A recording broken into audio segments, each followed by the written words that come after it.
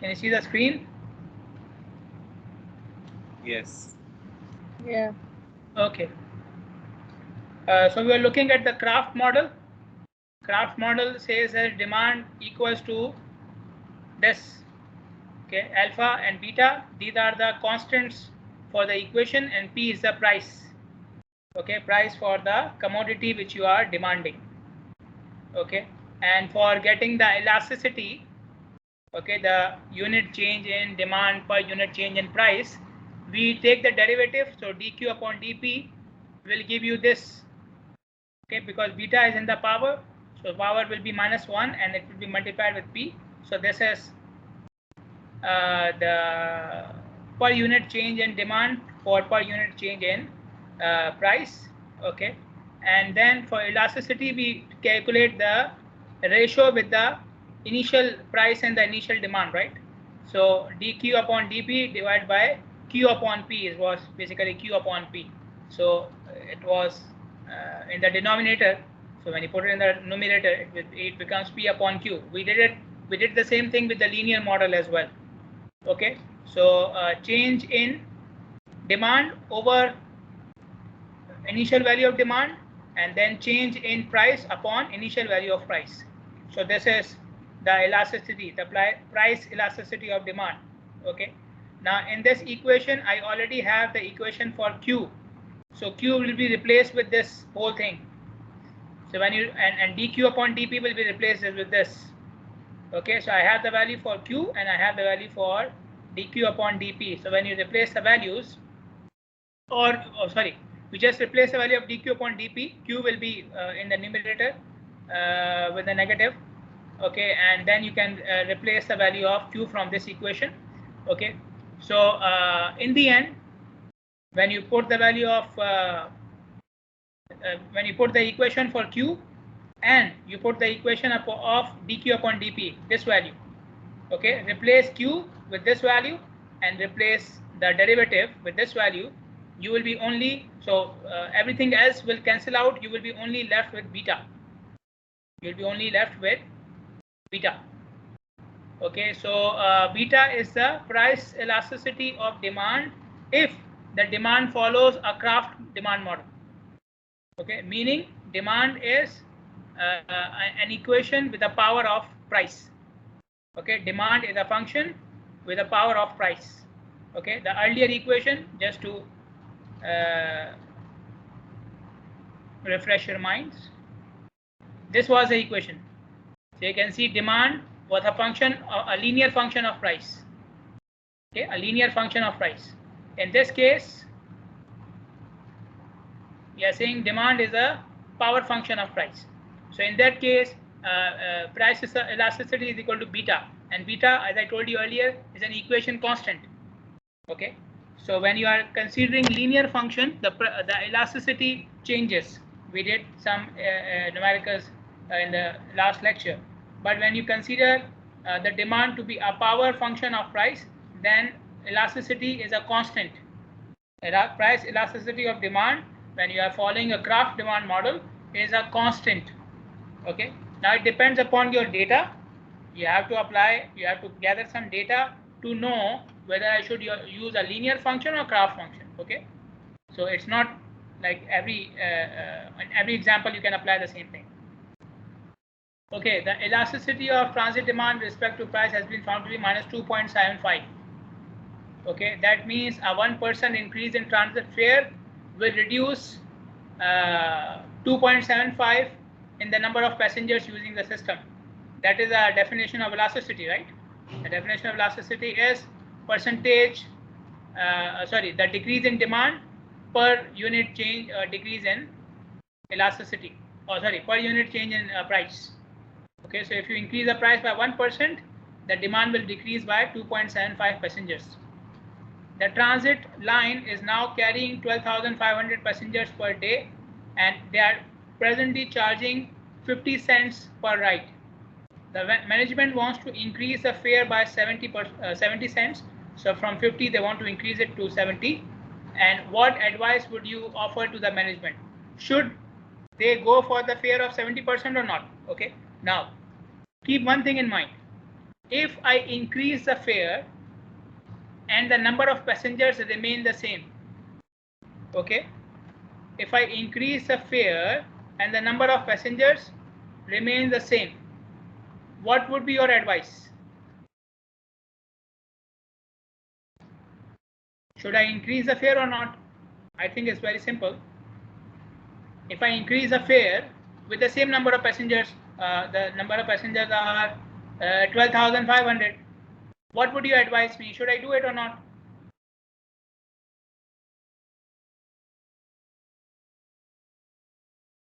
Yes, anyone?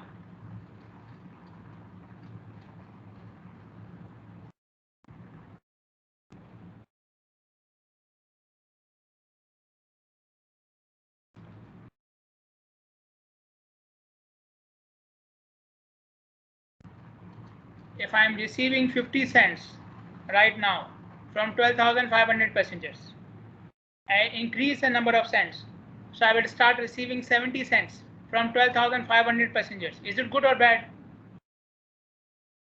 From 50 to 70, is it good or bad? Tell me. Good. Good, doctor. Huh? For me, who is collecting the fare, is it good or bad to increase the fare? Tell me. Good, doctor. Yeah. Good.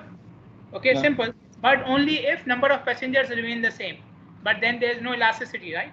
If number of passengers remain the same, there is no elasticity. I am increasing the fare from 50 to 70 or anything.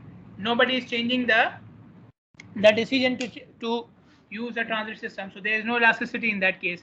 But now they are saying there is elasticity. So when you increase the fare from 50 to 70, the number of passengers will not remain the same.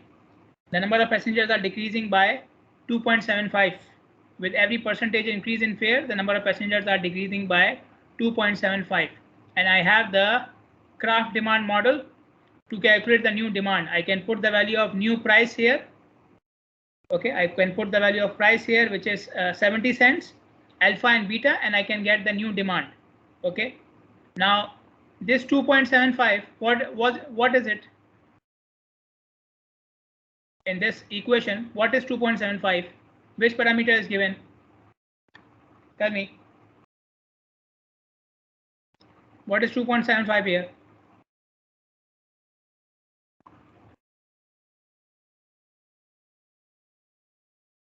They are saying this is the percentage change in price per unit change in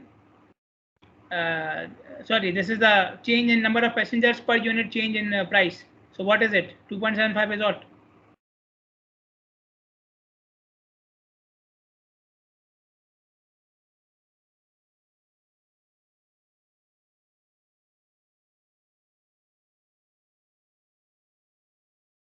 $2.75 is the elasticity. Okay, you guys need to wake up. Okay, I know this is hard for you. You have had a long day, but obviously you are here to learn. Okay, you cannot learn if you are not responding or sleeping in the class. Okay, so 2.75 is the elasticity. Okay, decrease in demand per percentage increase in fare. Okay, and elasticity for a Kraft demand model is beta. So beta is given. 2.75 is beta.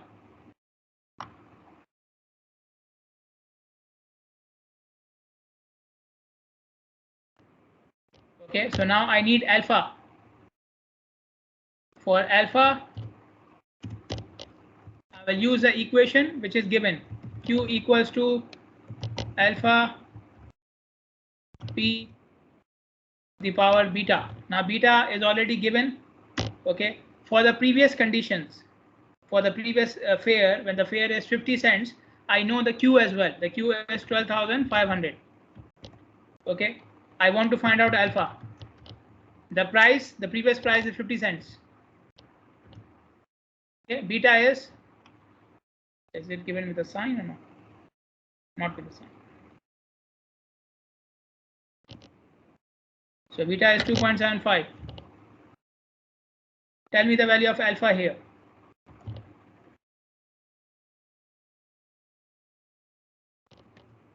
Oh, sorry. Yeah, alpha. How much will be alpha? Now the equation is very simple because this power is only for 50.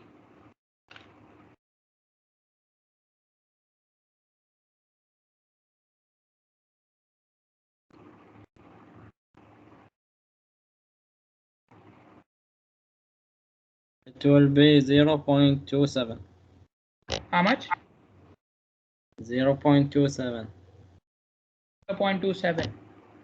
Okay, so now you just need to recalculate the value of Q using this alpha. So 0.27 multiplied by the price. The price is 70 cents, the new price.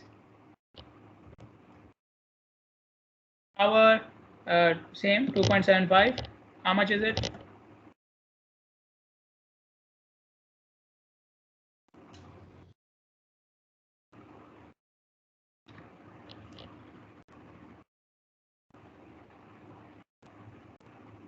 And 32017.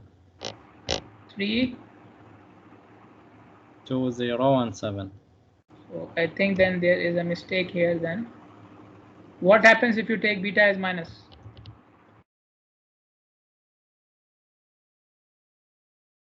Let me check what was the value.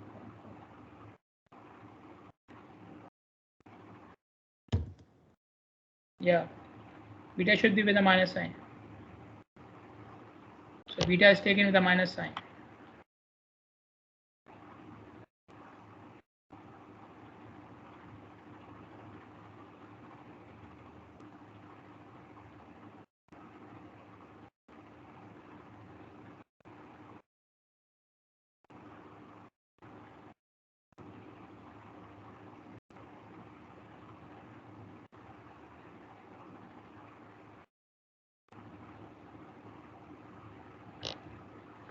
So this is 5.8 over 8. Okay, beta should be taken with a negative sign. It's given with a negative sign, you should take it as it is.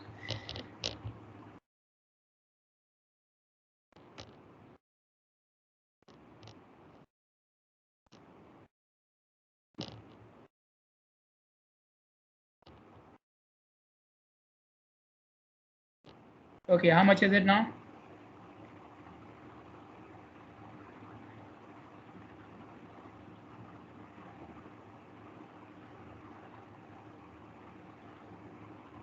Or 891. Yeah. With a negative? No, without.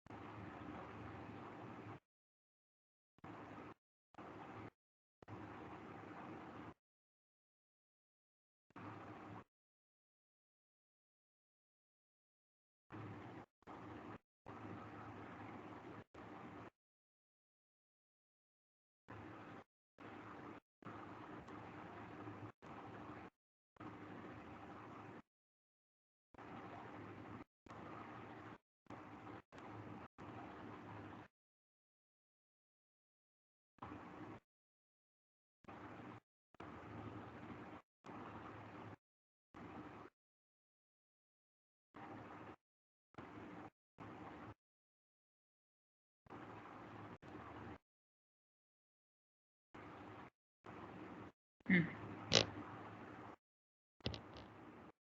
4891. You were right. You need to be confident, right? Okay, so with the new fare, the demand will decrease from 12,500 passengers to 4,891 passengers. Okay, and then the revenue 4,891 passengers will pay 70 cents. Okay, so 4891 multiplied by 70. So how much will be the total? You can say income. 4891 into 70 divided by 100 to convert to dollars. It will be 3423.7, which is at 70 cents.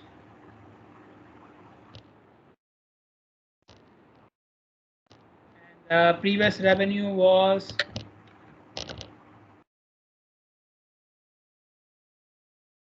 12,500 multiplied by 50. So 12,500 multiplied by 50 gives you this.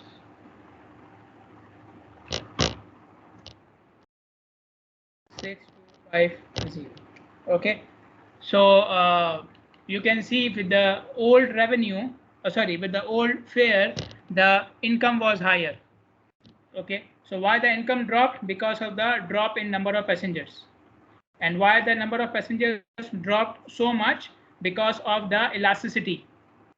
Okay, if you remember yesterday, last week I told you, if elasticity is near to 1, it is known as unit elastic. Okay, and if it is close to 0, then it is inelastic. Okay, so in that case, you can see it is much higher than 1. 2.75 is much higher than 1. So the price is having a lot of effect on the demand, not a small effect. It is having a very high impact on the demand. Okay, so because of that, when you increase the fare by only 20 cents, it has so much effect on the price that your income actually reduces. If the elasticity was lower, for example, instead of 2.75, if it had been 1.3 or 1.4, you may not have seen so much drop in the number of passengers. So from 12,000, it went to 4,000.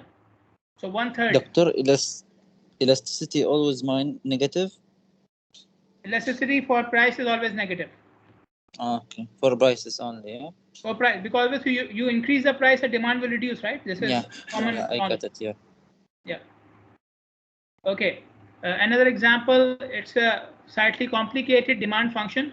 So they are saying demand is affected by travel time, it is affected by fare, it is affected by cost of one trip of automobile, like fuel cost, and it is also affected by income. Okay, so demand is affected by 4 factors. Now, for example, if I say, how do I use this equation then? Whenever you have multiple factors which are affecting an equation, then the easiest way to solve it is you keep other factors constant and see the effect of change in one factor over the equation. So for example, I say I will take T and A and I as constants, and I will just see the effect of fare. This is the easiest way to use these types of equations. Okay, otherwise you will not be able to use them. Okay, so the easiest way to use it is use the principle of superposition. This is what we call superposition. Just take one factor at a time and you see the effects. Okay, so although there are 4 factors in the equation, but you can take the elasticity for one factor at a time. So the remaining factors become constant. So for example, if I'm looking at the elasticity on the basis of fare, okay, so T and A and I and their powers all become constant. So all of them become alpha, and the power of C is the beta. Okay, you get my point? There are 4 factors which are multiplying with each other. Okay, so if I'm looking at the elasticity for one of these factors, the other 3 factors will become constant, like alpha in this equation. So they become like alpha. The other 3 factors become alpha, and the power of that factor becomes beta. Okay, so if I'm looking at the elasticity because of price or fare, then beta is minus 0.2 and alpha is T and A and I and their powers as well. Okay, now what are they asking here? There are currently 10,000 passengers per hour riding the transit system. The fare is $1 per ride.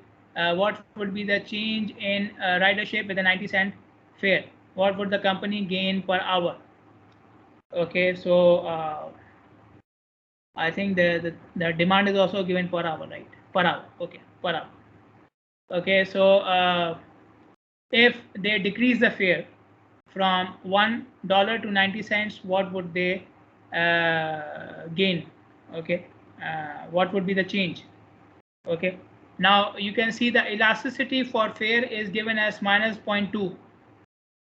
Okay, minus 0.2. This means what? If I decrease the fare by 1%, I will have an increase in number of passengers by 0.2. Okay, this is what we mean here. If you decrease the fare by 1%, I will increase the number of passengers by 0.2. Okay, 0.2%. Sorry, 0.2 passengers increased for every 1% change in fare. Okay, so how much percentage change in fare is coming here? Okay, the old fare was $1. The new fare is 90 cents. Okay, so 1 minus 1 means 100 cents, right? $1 means 100 cents. Okay, so let me call it percentage change in fare. Okay, that is 100 minus 90 divided by 100, so it's 10%. Okay, 10%. For every 1% change in fare, I have 0.2 passengers added. Okay, I'm now added. Why I'm saying added? Because I'm reducing the fare. I am reducing the fare. I'm not increasing it. I'm reducing it. Okay, so that's why number of passengers will be added. If I was increasing the fare, the number of passengers will be reduced. Okay, so because it's an inverse relationship, negative. Okay, so passengers added will be 0.2 into 10, which is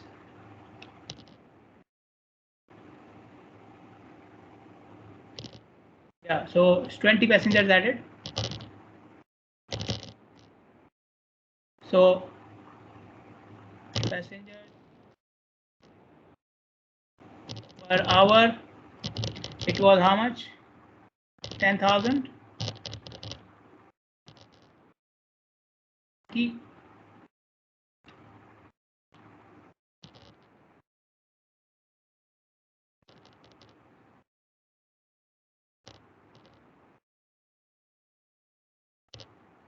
Okay, the revenue will be, how much is the revenue now? The revenue is 10,000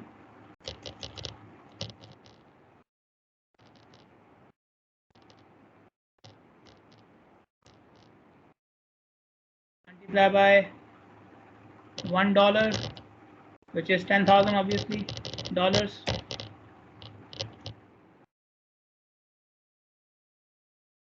And the revenue, the new one,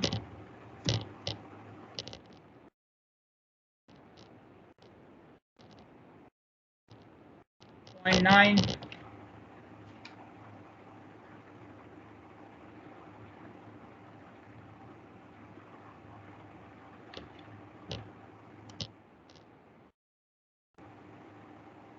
$9018. Okay, so you are reducing the revenue.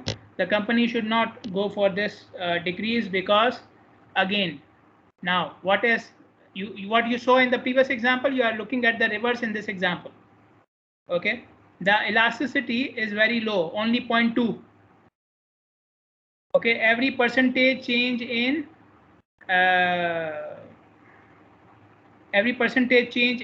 price is only adding 0.2 passengers. So if it, instead of 0.2, if it had been, let's say 2, then you would have seen a big increase here, because 2 into 10 would have been 200. Okay, and then this figure may have been more than 10,000. Okay, so because it is near the inelastic region, the elasticity is near the inelastic region, there is not much effect of price on the number of passengers added. Okay, there is not much effect of price in the number of passengers added. So this basically, the power of cost is basically the effect which you are having on the number of passengers. So if this number is higher, then even a small increase or decrease in price can have a large effect on the number of passengers, which you saw in the previous example. But in this case, you are looking at the reverse. So again, the conclusion is the same. The company should not decrease the price, because it will not add so many passengers. Okay, And this is obviously because there are so many other factors which are impacting the decision of the passenger. Okay, by auto, the trip costs $3, including the parking. The parking charge were raised by 30 cents. How would it affect the transit ridership?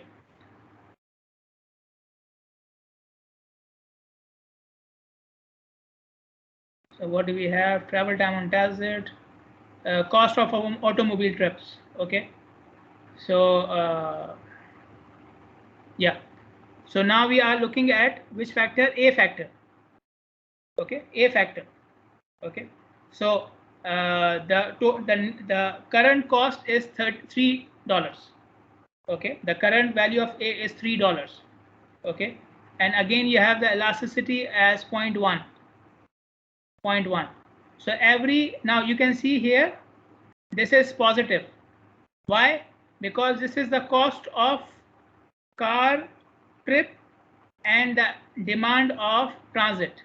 So when the cost of car trip increases, the demand of transit increases, the demand of bus increases.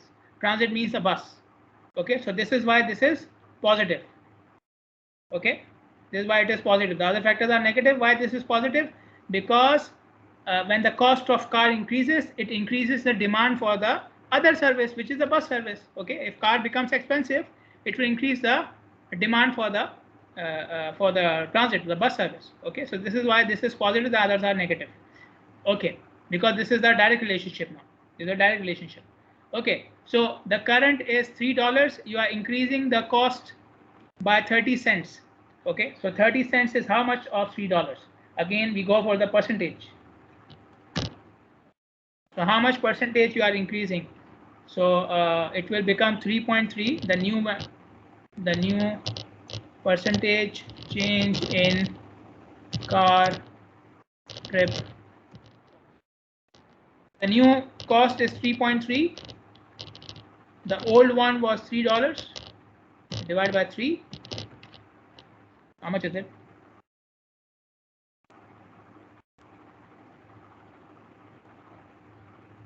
Again, it's 10%. Right? Okay, and the elasticity for car. So as I said, now the other factors are constant. T, C, and I are constant. So I'm looking at only A. And for A, the beta, the elasticity value is 0.1. So for every percentage increase in A, I have 0.1 passengers added to the transit. Okay, for every percentage increase in A, I have 0.1 passengers added to the transit. Okay, so passengers added 0.1 into 10.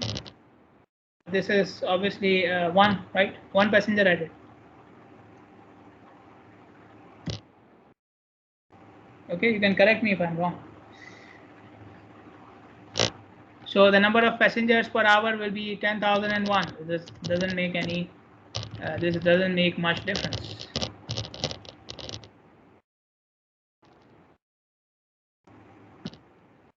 How do you write 10,001, right?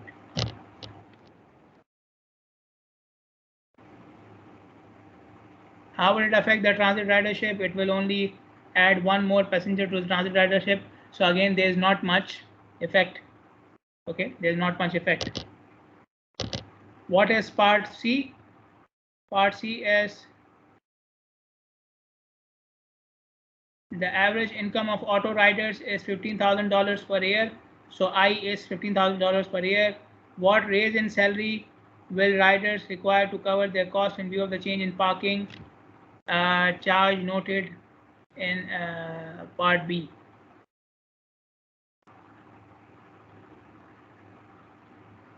So the current value of I is $15,000 per year.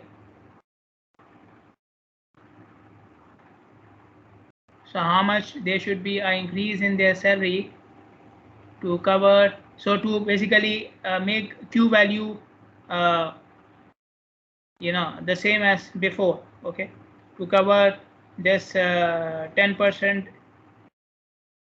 increase in A, how much should their salary be increased so that you have the same ridership, the Q should remain the same. Okay, so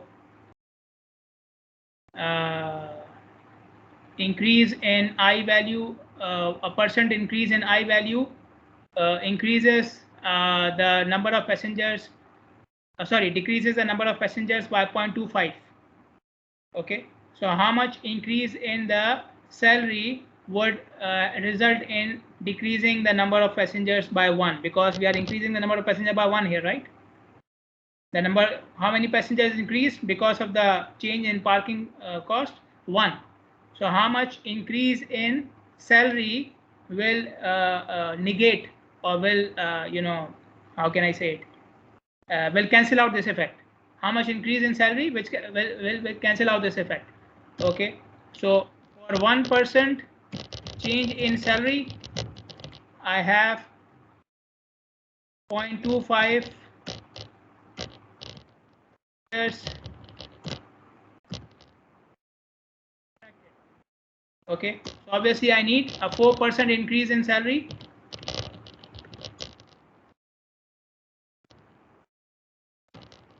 For 1 passenger subtracted. Okay, for every 1%, 0.25 passengers are decreased, not subtracted. Let me say decreased. So how much percentage change in salary you need to decrease 1 passenger? That is 4%.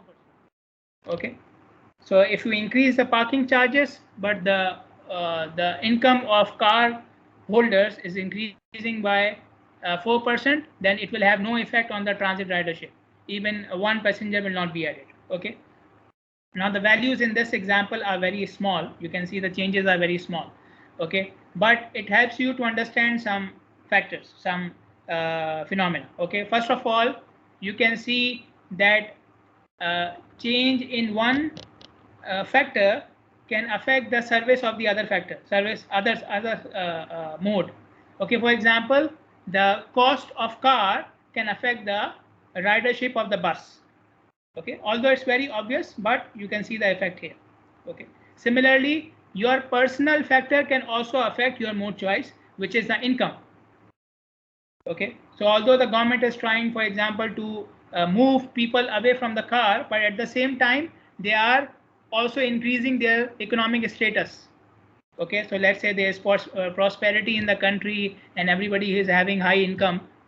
So whatever you do with the parking charges or anything, people still have money in their pocket and they will still not use a bus. Okay, so these are few important trends which you can see from this question.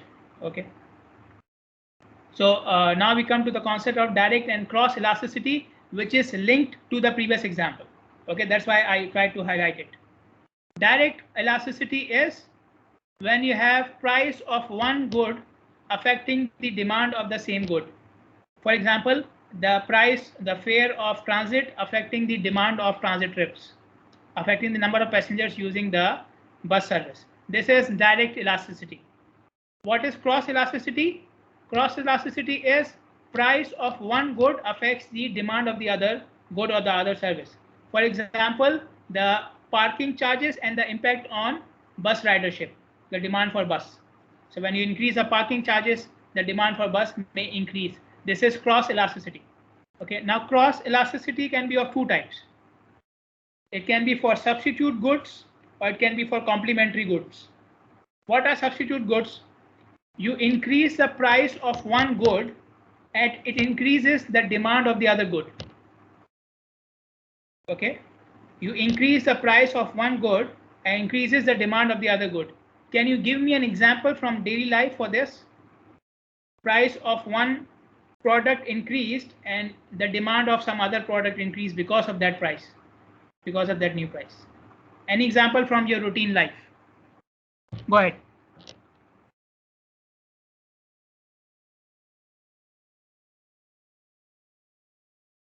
Yeah, substitute.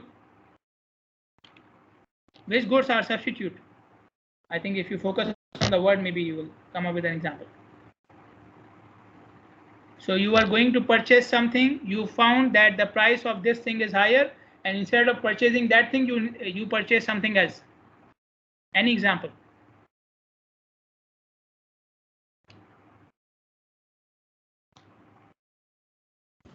Mobile phones. Sorry? Mobile phones. Mobile phones. Very good. Very good. Okay. Nobody should be buying iPhones. Okay. How many of you have iPhones? Raise your hands. How many of you have iPhones? Raise your hands.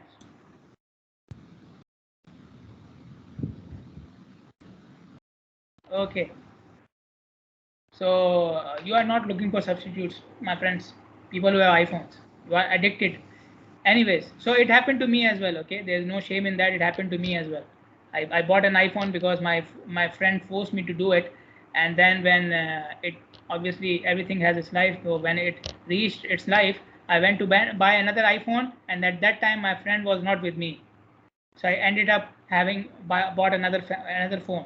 Okay, so that's a substitute. Yes, an iPhone, you buy a Samsung or Huawei, that's a substitute. Okay, so iPhone increases the price, you may buy a substitute. And there's another is a car. Okay, another example is a car.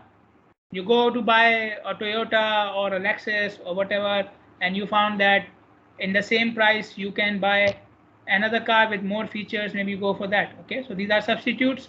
Price of one company increases, you end up buying another thing from another company. Okay, that's a substitute. Most of the so you can think of many things which are substitute. Then we have complementary goods. Complementary goods are increase in price of one good decreases the price demand of the other good.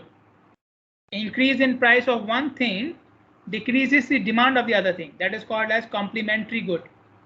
Okay, so you went to buy something, okay, and you found that earlier it was for 1 BD, now it is 1.5 BD. Okay, so you said, okay, I will not take that good, I will not take that product because its price is too high for me, and I will also not take the other product which I required. Can you give me an example? You went on to buy something, its price was too high for you, so you did not buy that thing as well as something else as well. You did not buy that as well. Any example? Things which are complementary to each other. Any example? Things which are complementary to each other.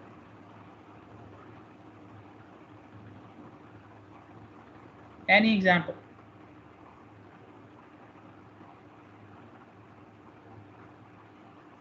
Doctor, maybe food.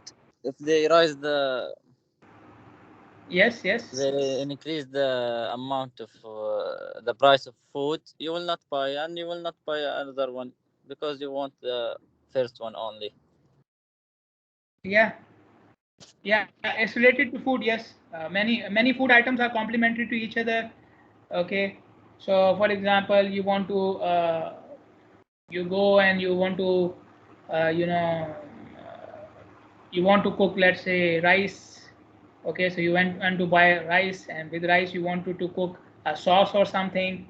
Okay, so the price of rice was too high, so you did not buy the material for the sauce as well. Okay, this is complementary things which complement each other.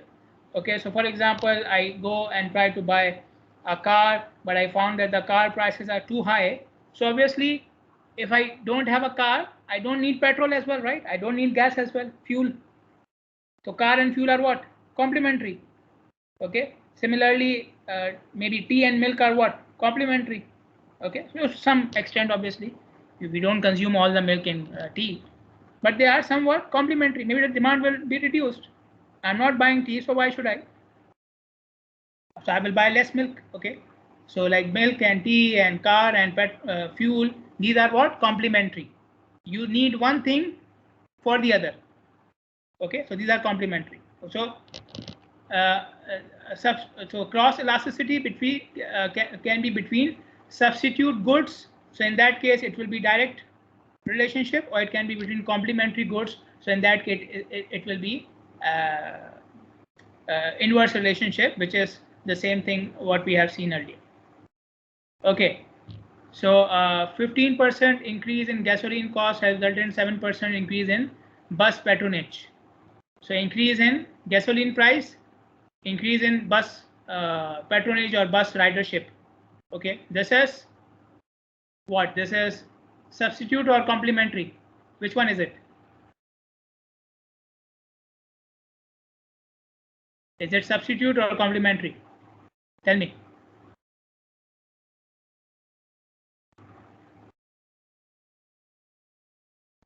Price increase in gasoline price and increase in bus ridership. Complementary or substitute?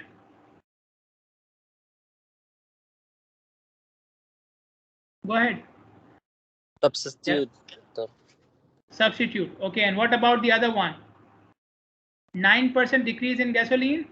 Oh, sorry, 15% increase in gasoline, 9% reduction in demand of gasoline. Which one is it?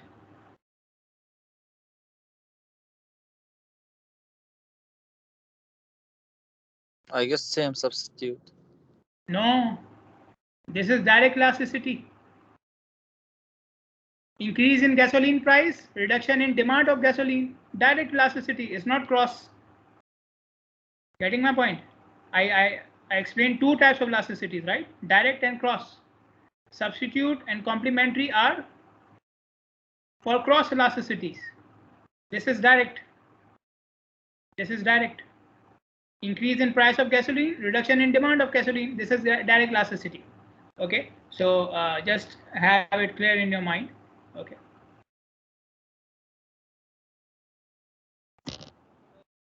They are saying find out the implied direct and cross elasticity. So cross elasticity will be between the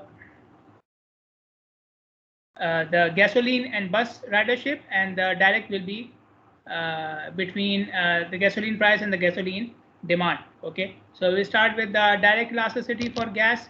Okay, how much did we increase in the gas prices? We increased by 15%. Okay, and how much did it reduce the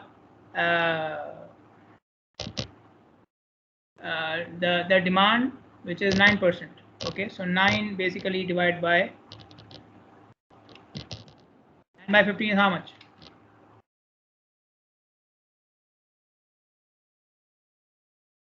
And then because we are using in number of so 9 should be 0.09. Because we want a number. Elasticity is number decreased per percentage change in price. Okay, so that's why. And since it is direct, so it will be negative. Okay, because you see 9% decrease in fuel consumption. Okay, so 9 by 15 by 100, 0.006. So 0.006, I don't know, they did not write the units. So let's say gallons. 0.006 gallons decrease per percentage change in price. Okay. Similarly, if you are calculating cross elasticity, then it will be 7, and this is now cross elasticity for substitute. So this is like a what should I call? We have the inverse and we have the, I cannot call it direct. This is like what's the antonym for inverse? We call it directly proportional, but direct elasticity is something else. I don't want to use this word. So this is, you know, the positive relationship. Let me call it this way. This is a positive relationship. So 0.07 again for 7% divided by 15%, the increase in gasoline price. So it will be 7 by 15 divided by 100. So it's 0.005, and you can see it is positive now because increase in gasoline price increases the ridership of the bus, so it's positive. Okay, 0.005 increase in bus patronage or ridership, basically number of passengers, okay, per percentage change in. The examples are very simple. There is not much calculation here, but you need to understand the concept, okay. So if you have any problem understanding it, then let me know. Okay, then we have the concept of consumer surplus. What is consumer surplus? The monetary value a consumer is willing to pay for keeping the facility, okay, for still using the same facility. How much extra you are willing to pay? Okay, for example, you are paying 50 cents per trip. Okay, for the time being, you are paying 50 cents per trip, whether it is by bus or train or whatever. If the fare is increased up to 75%, it will not change your choice. It will not change your choice. So 50 is the current, and up to 75, it will not change your choice. So 25 cents, the extra 25 cents is your surplus. So you are not willing to change your demand, or you are not willing to change your choice if it can the price is increased up to 25 cents. Okay, so these 25 cents for which you will not change your choice is the surplus, consumer surplus. Okay, now in the figures here, okay, you can see there are different demand curves are given. Okay, so you can see this one is the demand curve. So you can see the demand is decreasing when the price is increasing. Okay, and this is what we call as a supply curve. So when the price increases, the supply meaning what? The number of units. Supply means the number of units you are providing. Okay, so when you increase the price, you can increase your production and you can supply more units. So that's why increase in price has increase in supply as well. Okay, so this is your equilibrium point. Okay, where the demand and supply are meeting each other. Okay, so you are exactly fulfilling, or you are exactly supplying the same number of units which are demanded by the customer. Okay, you are exactly providing the same number of units which are demanded by the customer, and this is your equilibrium cost, equilibrium price. Okay, anything above this point is consumer surplus. Anything above this point is consumer surplus. So this triangle ACB is consumer surplus. Okay, so if the price is increased up to this much, the consumer will not change his the consumer will not change his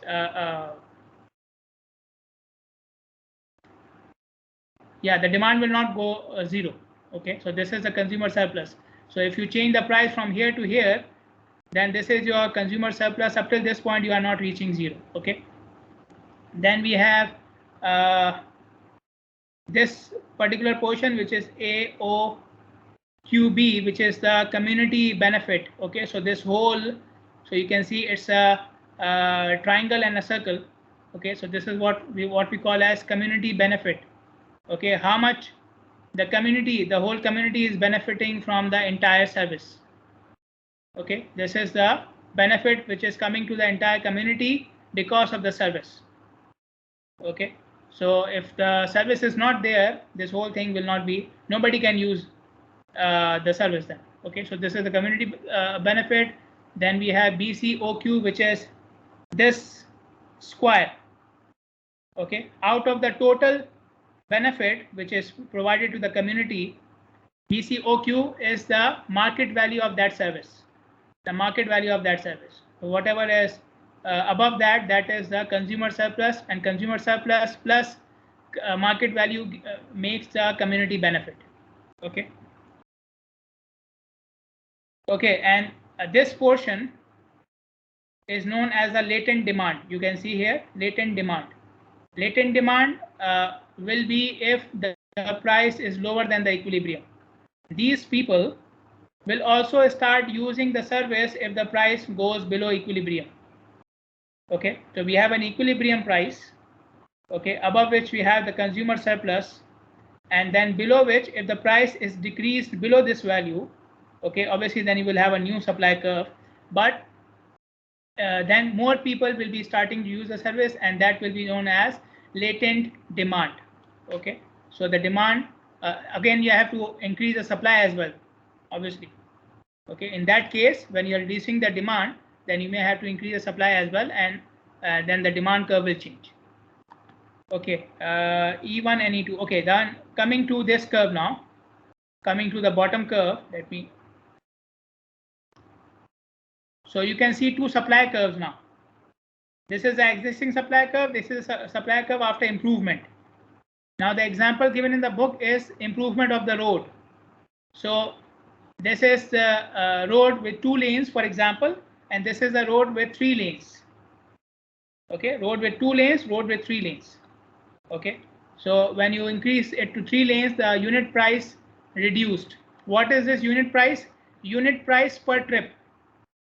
So when you increase from 2 lanes to 3 lanes, unit price per trip for the consumer will decrease. Unit price per trip for the consumer will decrease.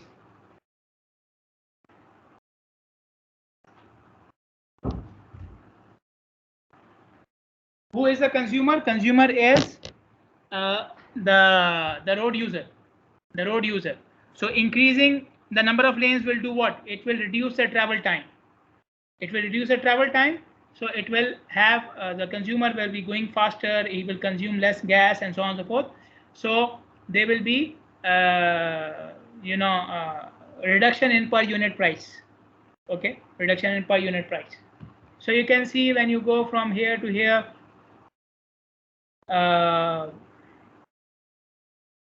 if it is the same demand, then you are increasing the demand, obviously. Okay, when you have a new supply, more people will start to use the highway, and you can see the demand goes from Q1 to Q2.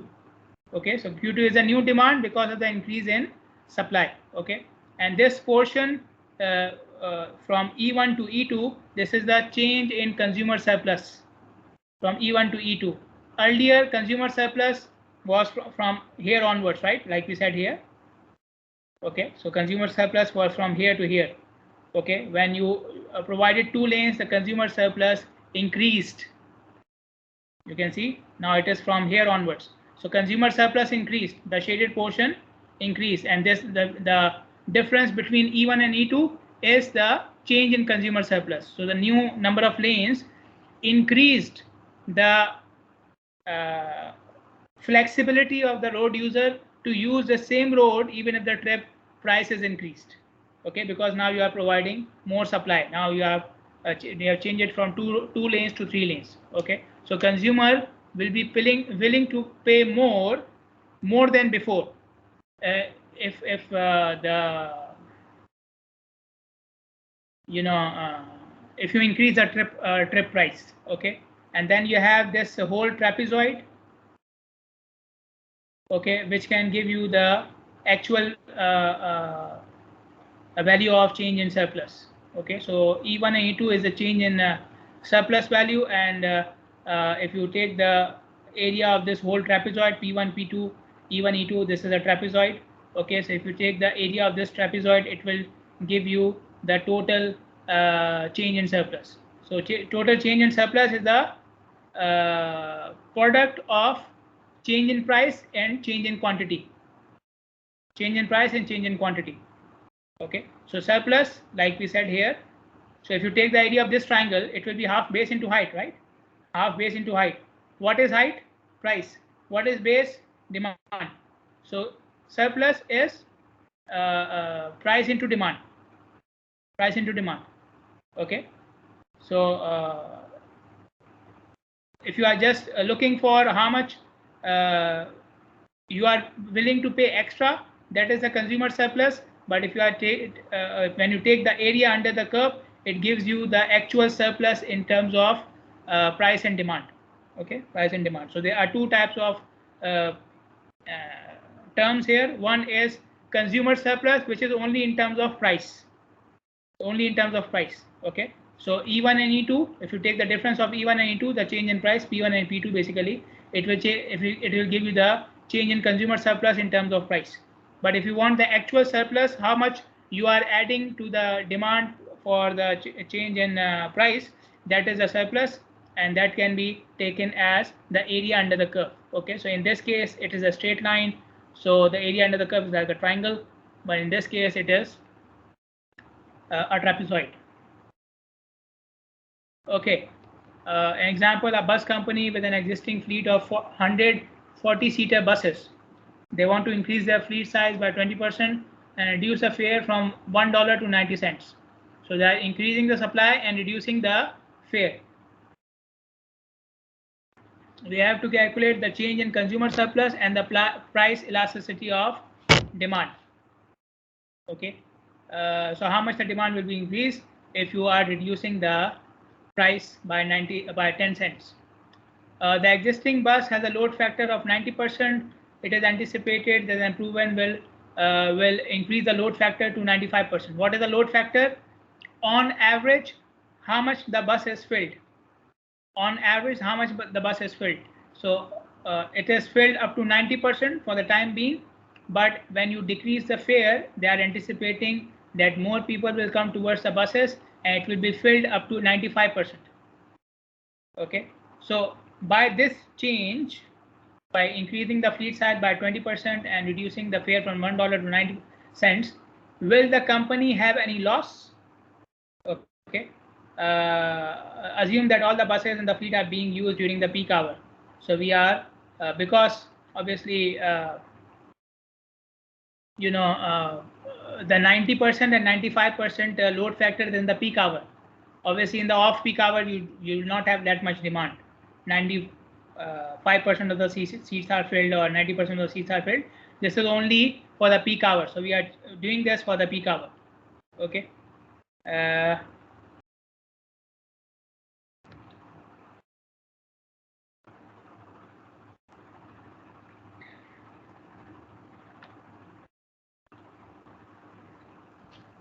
Okay, so first of all, we can calculate the current number of passengers who are used by the bus.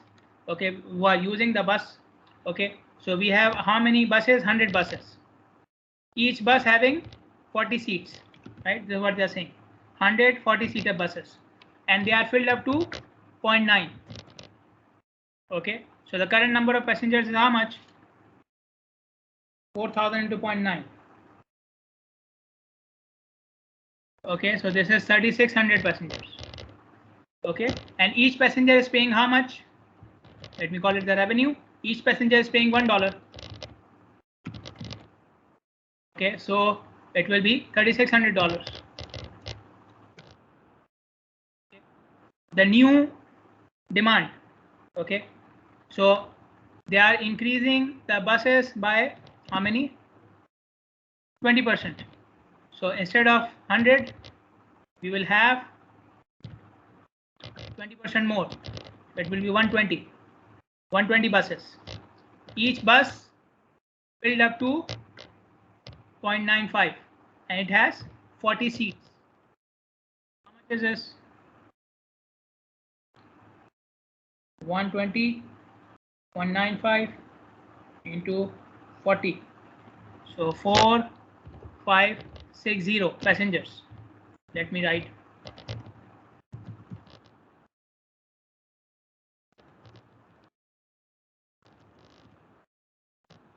Okay, and then each passenger is paying how much? Revenue 560, 0.9.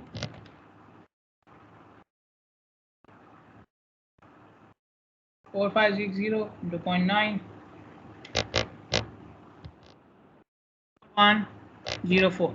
Okay, so the company will not go in loss. Okay, the first answer is the company will not incur any losses. Okay, then they are saying there's a company. What was the first question? Actually, I think I did the calculate the change in consumer surplus and the price elasticity of demand. Okay, so for the change in consumer surplus, so we are talking about this. Okay, change in consumer surplus, we are talking about this. Okay, or if you say this one, sorry, this one. Okay, so we are talking about this particular graph here, change in consumer surplus. So we have to basically take the shaded area here. Okay, area of a trapezoid. So area of a trapezoid is basically a square and a triangle, right? A square and a triangle. Okay, I can like directly write down the formula, but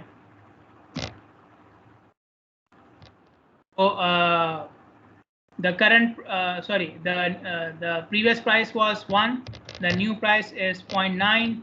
okay, multiply by the change in demand, it went from 600 to 4560. okay, into 1/2.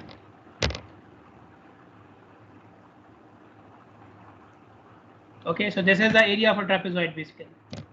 Okay, if it doesn't make any sense to you, then you can do a square and a triangle. You give the same answer.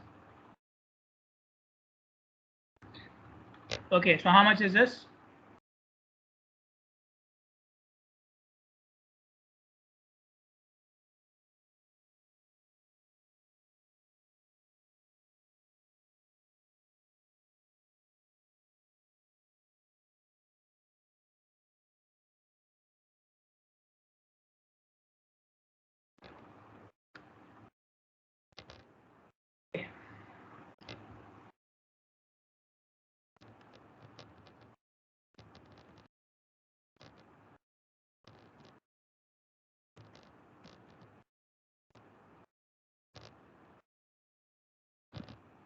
Okay, so we solved it for that.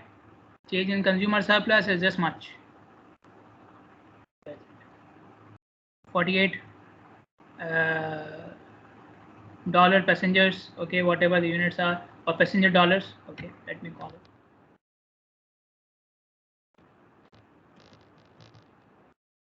Okay, so this new change in supply will change the surplus by 48 passenger dollars. Okay, so like each passenger is willing to pay $1 extra. It's like this. Okay, what was the second? So calculate the change in consumer surplus and the price elasticity of demand. Price elasticity of demand, we have done it earlier as well. We call it EP. So EP was change in demand. So how much we have change in demand? 4560 minus 3600 divided by the change in price, which is 0.9. I know it is negative. Okay, so I'm using as it is. Multiply by the price upon demand, the previous one. Just check something. Yeah, the average.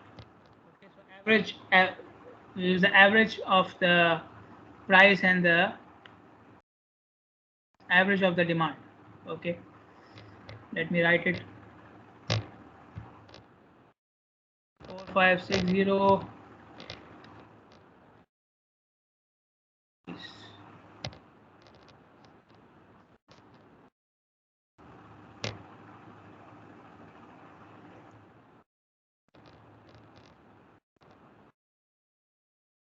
Let me write it, then I will explain it to you.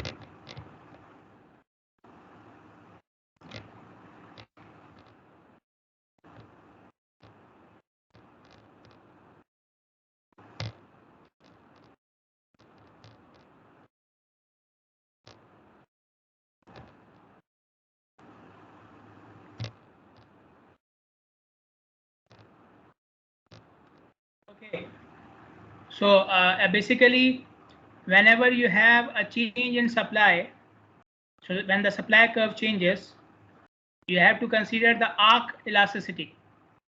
The arc elasticity. Now, what is the difference between the elasticity which we have used and the arc elasticity? In the that one is known as point elasticity, and this one is known as arc elasticity. Okay. The difference is, I think I can draw it here as well. Yeah. Okay. So in the point elasticity, we consider E. What is this? We consider E to be the change in demand over demand divided by this whole thing divided by change in price over the price. Okay, so this is when this is applied when the supply curve doesn't change. When the supply curve doesn't change. So if I go here,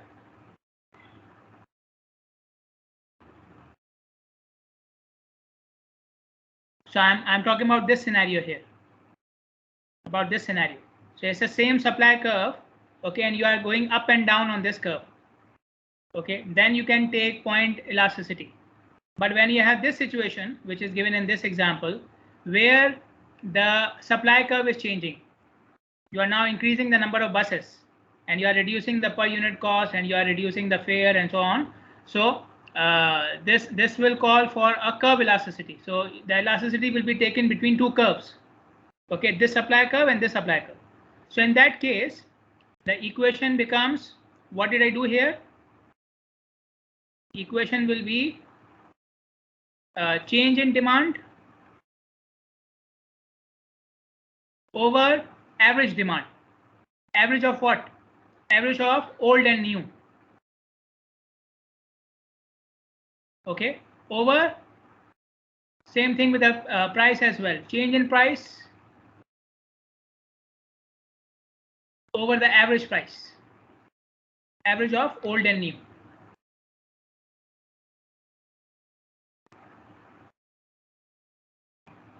Okay, so point elasticity is used like we have used earlier. If you are just just changing the price by keeping the same supply curve, so you're not doing anything with the supply, you're just changing the price up and down. But arc elasticity, the second one, is used where you are changing the supply curve like we did here. We have increased the number of buses.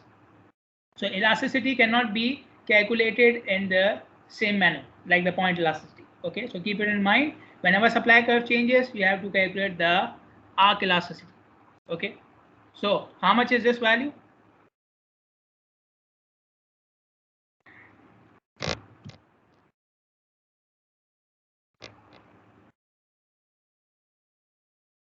So it's basically change in demand over change in price multiplied by average price upon average demand. How much is this?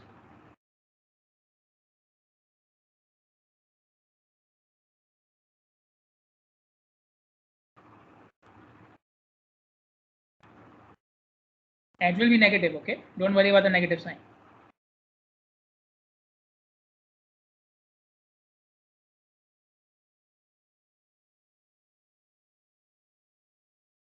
And this is 3600.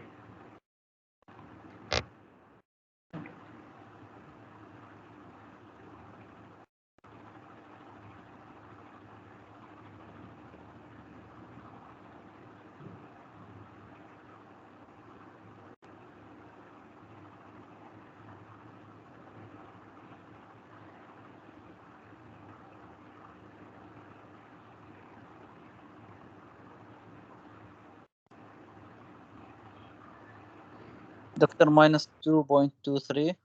Yes. Thank you. 2.2. Okay. Now, what does it mean?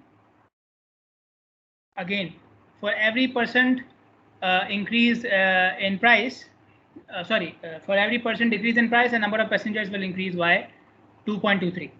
Okay, with the new supply curve. With the new supply curve, for every so with the new buses, with the increased number of buses, for every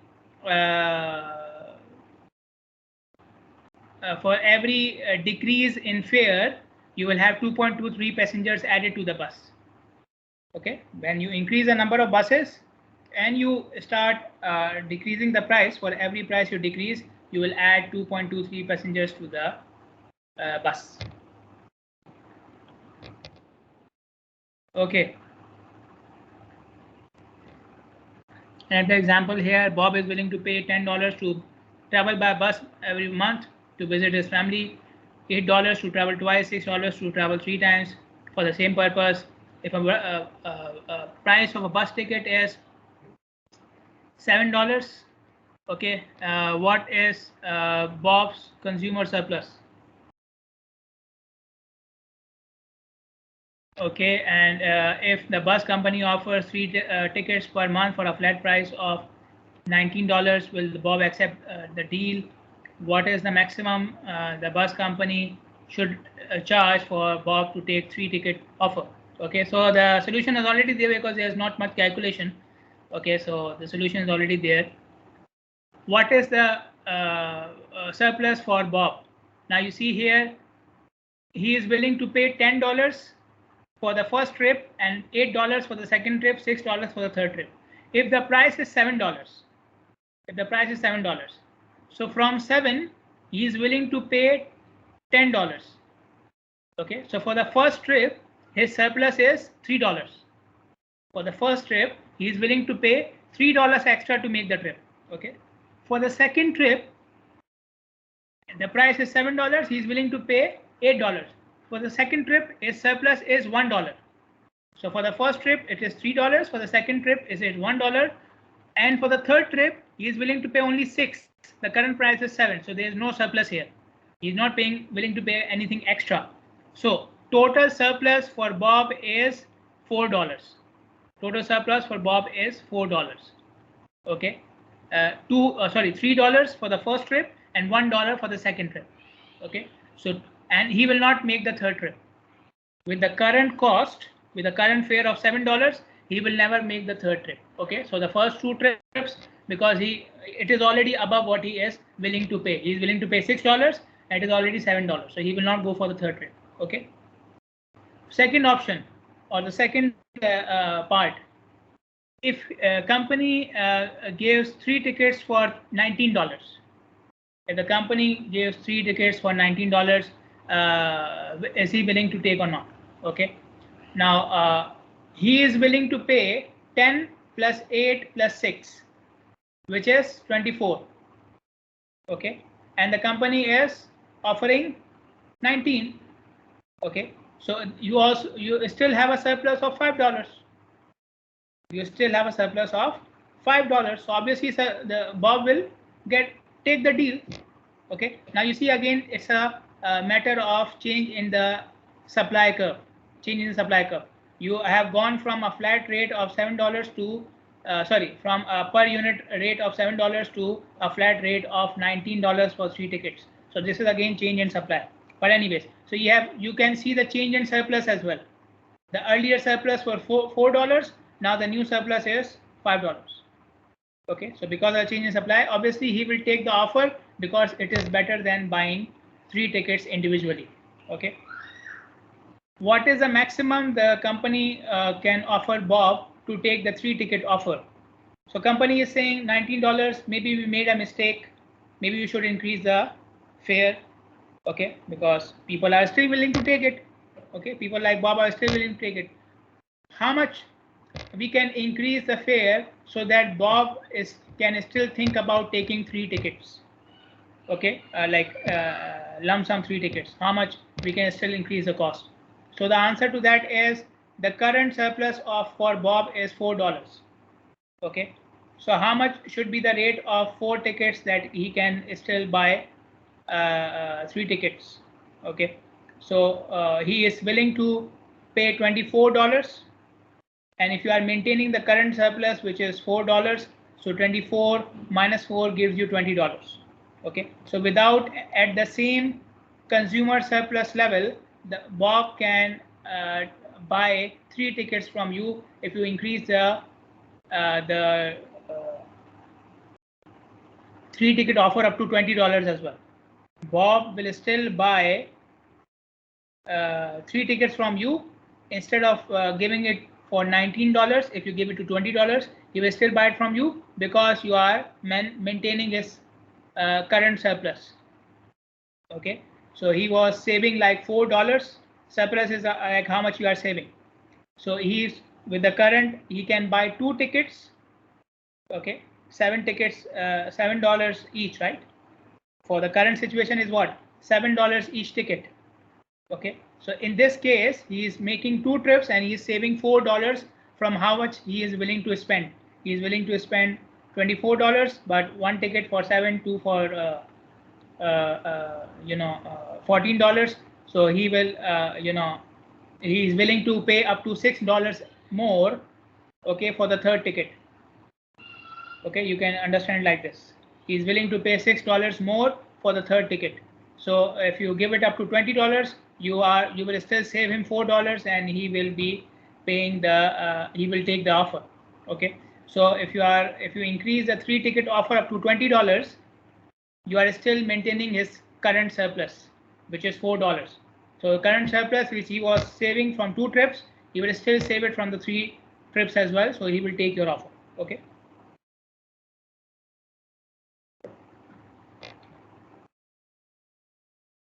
Okay, if you have any questions, please ask me now. Then we will take a break for the prayers. Any questions?